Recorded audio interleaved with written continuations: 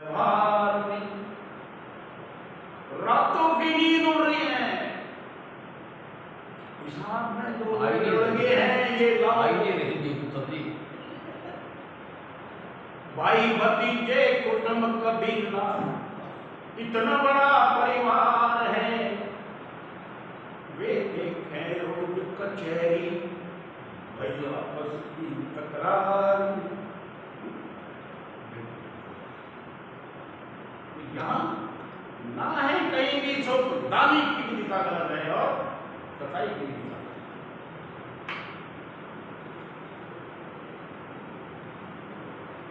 और दानी से उत्कृष्ट कार्य दुनिया में कोई नहीं है जितने ऊंचे दर्जे का, और कसाई से निकृष्ट कार्य कोई नहीं है जितना घटिया।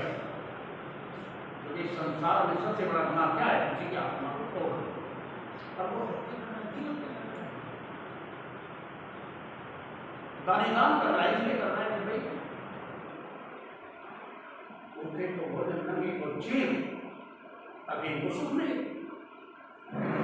और जो हम सुख उसको दे रहे हैं, अगर कपड़े दे रहे हैं तो उसूल है नेचर का, प्रकृति का एक उसूल है। रोटी के बदले में रोटी, छोटी हो या मोटी, भाई जो तुम दोगे वही मिलेगा ना। अब तुमने कपड़ा किसी को दिया है तो कपड़ा तो तन पे पहना जाएगा और तन धरकर फिर तुम्हें आना पड़ेगा। तन धर के ही आना पड़ेगा ना, कपड़ा लेना पड़ेगा ना। तुमने किसी दीन दुखी की सेवा करी, उसके हाथ दबाए, पैर दबाए, दवाइयां दवाई, जख्मों पर मलहम लगाया, तो उसका बदला तो यही इसी रूप में चुकाना पड़ेगा ना। भी ऐसे पड़ेंगे तभी तो चुकेगा। महाभारत काल में हमें किस्सा सुनाया जाता है कि कर्ण सोना बांधता था। जब वो वहां पहुंचा बैकुंठ में, उसके सामने सोना रख दिया था। कहता मुझे भाई रोटी दो, कहता सोना ही तो दान करा था। ऐसा उदाहरण है क्यों नहीं? तो इन सबसे हमें क्या सीखना चाहिए? और सबसे भारी इस संसार में महादुख क्या है? सबसे भारी महादुख इस संसार में, सबसे भारी महादुख का नाम बताइए सतीश कुमार जी। दुखों का ये अथाह दुखों का समुद्र है दुनिया, कोई था नहीं है। पता नहीं कौन सा, कब, कहां परापत किया। लेकिन सबसे भारी महादुख कौन था? सबसे भारी महादुख है हमारे जीवन और मरण। मृत्यु का सबसे भारी दुख है। माता के गर्भ में 9 माह रहने वाला सबसे भारी दुख है। लेकिन के होने में तो सोचो, अब वहां कंटिन्यू भी है, उसका लगता सुख है कि दुख है? क्यों नहीं? सुख है या दुख है?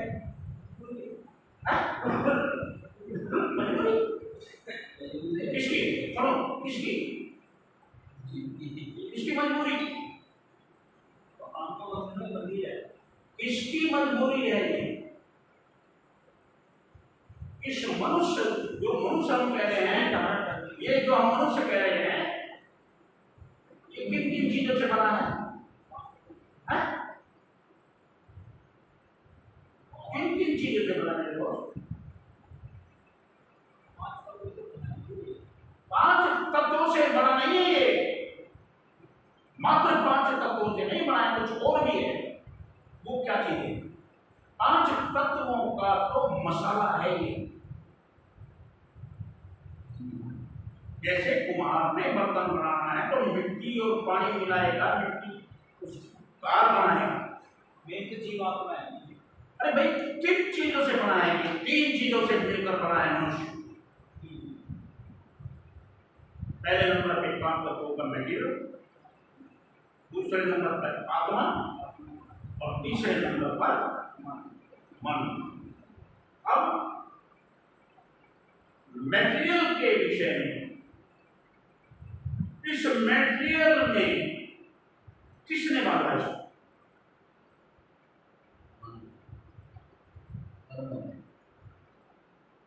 मेटीरियल में बांधा किसने इसको? विचार। भाई हम इस बात के पुतले में हैं, तो किसके द्वारा बंधेरा? जब तक हमें इतर का नहीं पता हो, सोने को क्या होता है?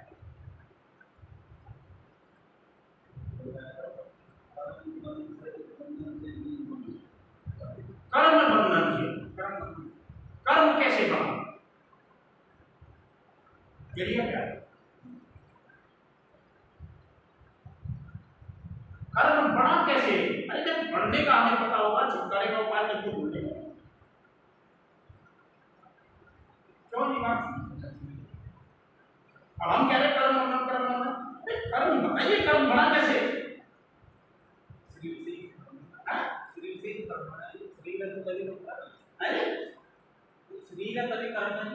अरे भाई शरीर तो है, कर्म है, लेकिन बना कैसे? कर्म बना कैसे?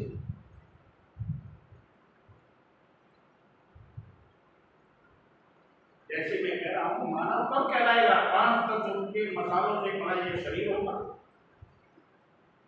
इसके अंदर कैद खाने में आत्मा होगी, कर्मों के वजूद से ये बंधन में आए। तो कर्म बढ़ने का प्रोसेस क्या है? हमें प्रोसेस का पता होना है ना। प्रोसेस क्या है?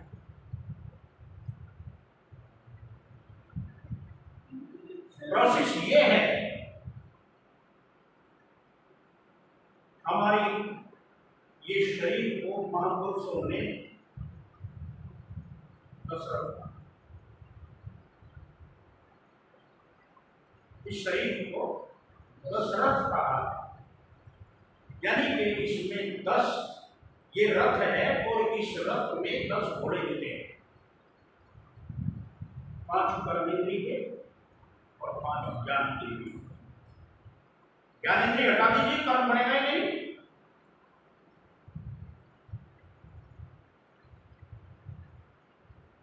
पांच कर्मेंद्रिय और 5 ज्ञानेंद्रिय के इसमें घोड़े जुटे हैं। मन इन घोड़ों की लगाम है और बुद्धि इस रथ की साथी है, कोचवान है, और आत्मा इस रथ पर राजकुमारी है, रथी है। और दुनिया में ये जितने पदार्थ नजर आ रहे हैं, ये सब विषय है। हमारा मन इनमें भाग रहा है। किनके जरिए? आंख के जरिए, कान के जरिए, नासिका के जरिए, जिह्वा के जरिए, हमारी चमड़ी के जरिए। ये जाल है। इन्होंने कर्मों की, हमारे जो वैज्ञानिक हुए हैं, आध्यात्मिक वैज्ञानिक, बाह्य वैज्ञानिक, आंतरिक, तो आंतरिक क्षेत्र के जो वैज्ञानिक हुए हैं हमारे, जिन्हें हम संत कह रहे हैं, महापुरुष कह रहे हैं, उन्होंने जब देखा कि भाई ये कर्म कैसे बनते, और कर्म करने में सबसे ज्यादा रोल किसका? कौन सी इंद्रिय? तो हमारे वैज्ञानिकों ने कहा, आपने इशारा किया, बताइए इसका रोल कितना? 100 में से कितने फीसदी कर्म इनसे हो?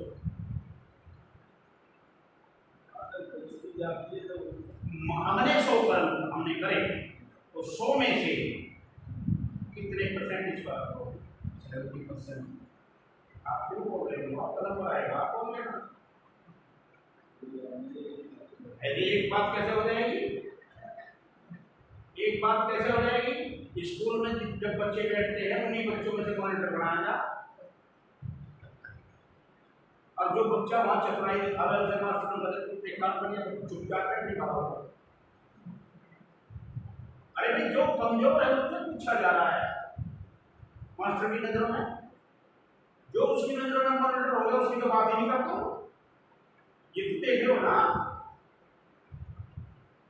सॉरी, ये मैं गलती कह गया, मैं कमजोर नहीं मान रहा आपको किसी तरह, लेकिन मैं सतीश जी से पूछता हूँ, हमारी आंखों का कर्म क्षेत्र में 100 में से कितने फीसदी इसका होता है?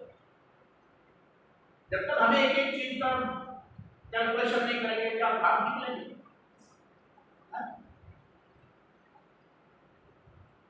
कितने फीसदी कर्म हम आपको देखते? अंदाजा है क्या? परफेक्ट है।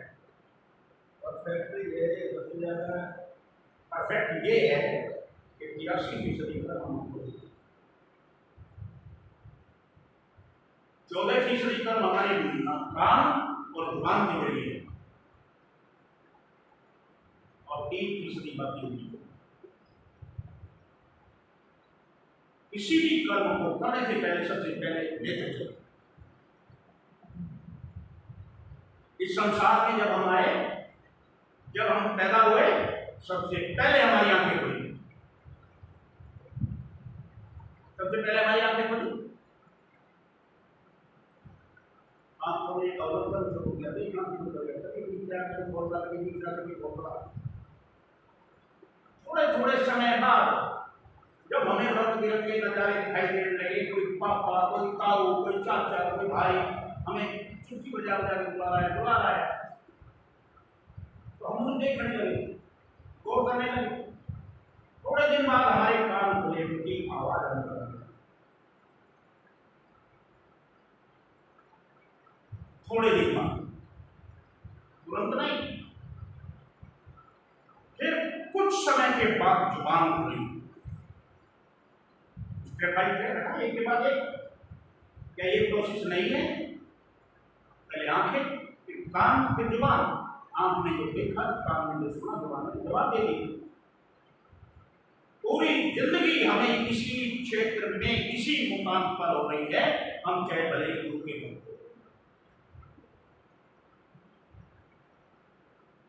इन आंखों के द्वारा जो हमने देखा उनका गुणगान करें, कानों से जो किसी की वार्तालाप सुनी उसका गुणगान करें। किससे करें? उसे जिसने जैसा बता दिया उसके प्रति ये डिसाइड नहीं कर पाए, ये तय नहीं कर पाए, ये कंफर्म नहीं हुआ कि मंदिर सही है या मस्जिद सही है, गुरुद्वारा सही है या चर्च सही है। हमारी स्थिति सबकी ऐसी हो गई है, गंगा में गंगाराम, जमुना में जमुनाराम। टिकी नहीं है, टिकेंगे कब? जब असली सेवा करेंगे तभी टिकेंगे ना। ठहराव कब आए? हमारे हुजूर क्या करते थे?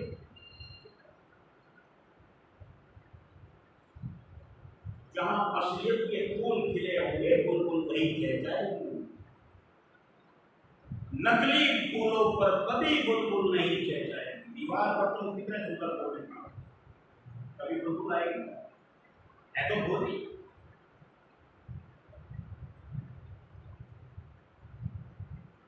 जो हमने जन्म से लेकर आज तक जो भी देखा, उसमें देखने वाली वस्तु में सारी परम पिता परमात्मा की बनाई हुई रचना है, जो समय पाकर खत्म हो जाती है। कोई है ऐसी जो ठहरने वाली? कोई है ऐसी वार्तालाप जो ठहरने वाली? कोई है ऐसी? और जो ठहरती नहीं, जो बना होने वाली है, जो विनाशी है, जिसका विनाश होना है, उसे क्या कहा सकते हो?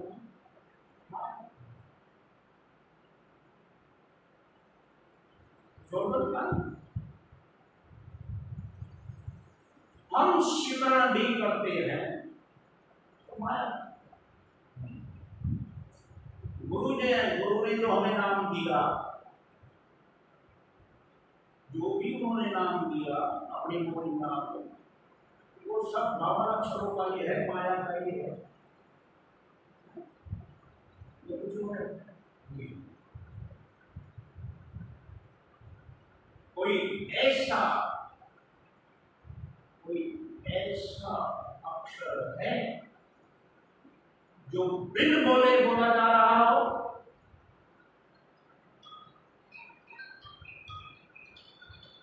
कोई ऐसा अक्षर हो जो बिन बोले बोला जा रहा हो, जिसके बोलने वाला कोई ना हो और फिर भी बोला जा रहा हो? कोई ऐसा अक्षर है? क्या हम उससे परिचित हैं?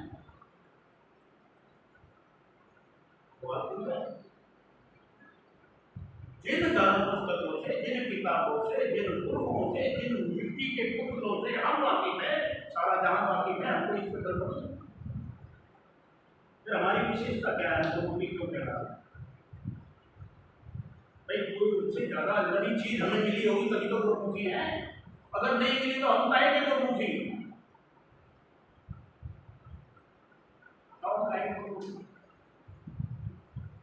गुरुमुखी तब है ना जब हम सार को निकालें।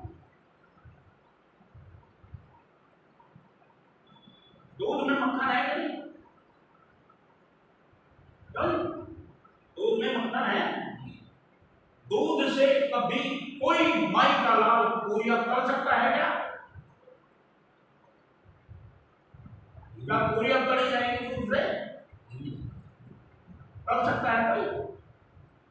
पतीर जी कर सकता है कोई?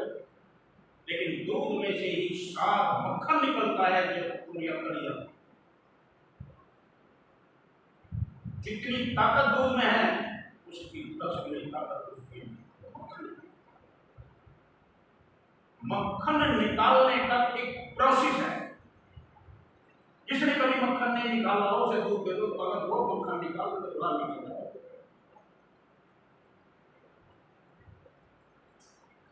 बात बहुत छोटी सी है। इस मानव तन के अंतर में वो परमपिता परमात्मा भी मौजूद है और आत्मा भी मौजूद है। निकालेंगे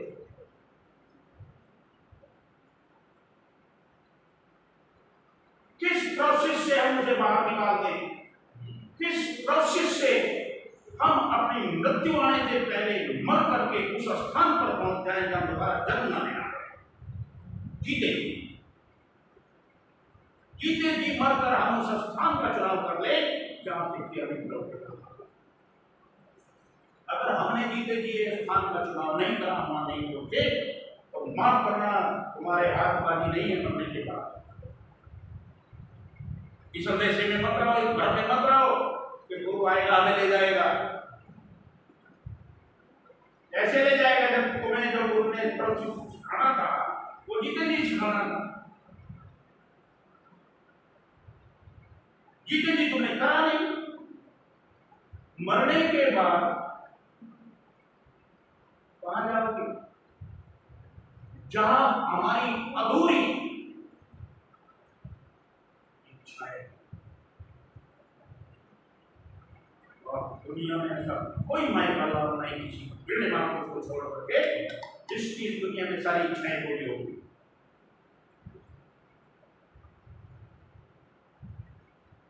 अंतमता सोई गता। अंतमता खड़ी रहेगी। जहां आशा वहां आशा। हमारी बहुत सी ऐसी इच्छाएं, बहुत सी ऐसी आशाएं हैं जो हम अपनी बीवी को भी शेयर नहीं करते।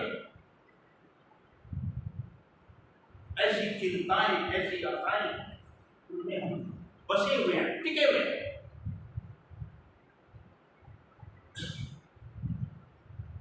जब हम समय आएगा, एक प्रोसेस है, एक सिस्टम है इस नेचर का, एक प्रकृति का, जिसकी जो आशा है आखिर अंत समय में वो आगे खड़ी हो जाएगी। हम बनाएंगे नहीं, वो खड़ी हो जाएगी। और जब वो आशा आगे खड़ी होगी, हम नहीं करेंगे जहां वो पूर्ति होगी, जहां वो पूर्ति होगी। हमें क्योंकि इस काल के भंडार में, इस काल के भंडार गृह में ऐसा कोई खजाना नहीं है, ऐसा कोई खजाना नहीं है जो हमसे बाहर हो। यानी जितनी हमारी डिजायर्स हैं, जितनी कल्पनाएं हैं, उन सब के खजाने काल के भंडार में। उन खजानों से ही हमारी कल्पनाएं बनती हैं। हमारी विचार, हमारे सोच निकलते हुए से उसका स्रोत काल का खजाना है।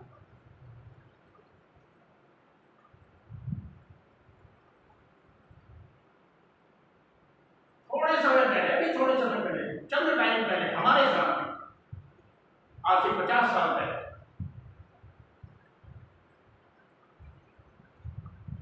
हम ये कल्पना करते थे, इमेजिन करते थे कि कोई ऐसी चीज हो जिसमें हम यहाँ से बैठे अमेरिका से, अमेरिका के लोगों के पास यहाँ बैठे और हमारे हाथ कि उस समय में हमारी सोच, वो सोच आज अमली जामा पहना दिया हम लोगों ने, जिन्होंने इस दुनिया में नित्य नए आविष्कार हो रहे हैं इस धरती के गर्भ में और इस वायुमंडल में। हर चीज क्या समझ, ये जब साइकिल बनी थी, मेरे समय में भी बनी, मेरे से और 20 साल पहले बनी, लेकिन जिन्होंने मुझे बताया वो मेरे पिता थे, वो एक ताऊ थे, चाचा। इस साइकिल को जब ये बड़ी बड़ी तो लोग कहते थे एक ऐसा कल का घोड़ा बन के आया है जो आदमी को बैठा कर भगा ले जाता है। ये उनकी कल्पना से बाहर का विषय है।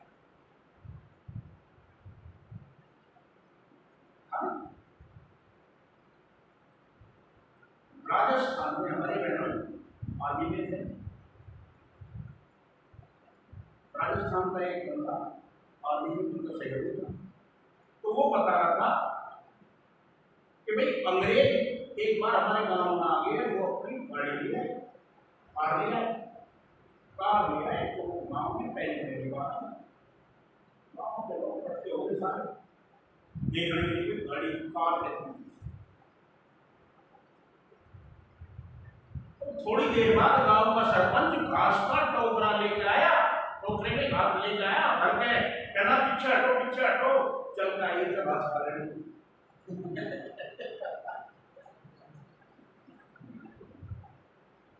ये हमारी सोच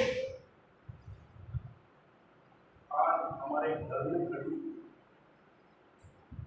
हमारी कोई ऐसी सोच, कोई ऐसा विचार नहीं है जो काल के स्रोत से ना निकलता।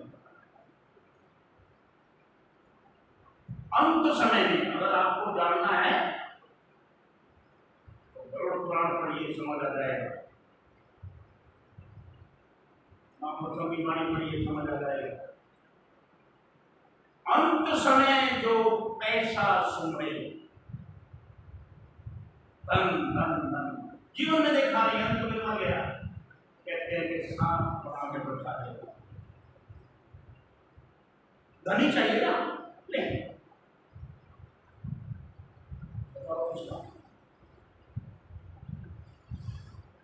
इस औरत ने बच्चा नहीं देखा अपने जीवन में,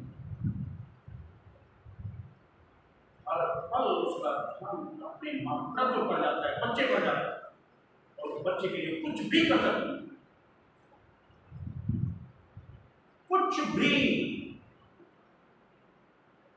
अगर उसे छूट दे दी जाए तो उसको बच्चे नहीं मिले। आखिर में ये आया, तेरे बच्चे नहीं मिले, ऐसे डिपार्टमेंट में भेज दिया। महापुरुष कहते हैं पूरी पढ़ा दी, एक एक महीने में 12-12 जोड़, नागड़ी बना दी अंडे दुनिया भर के।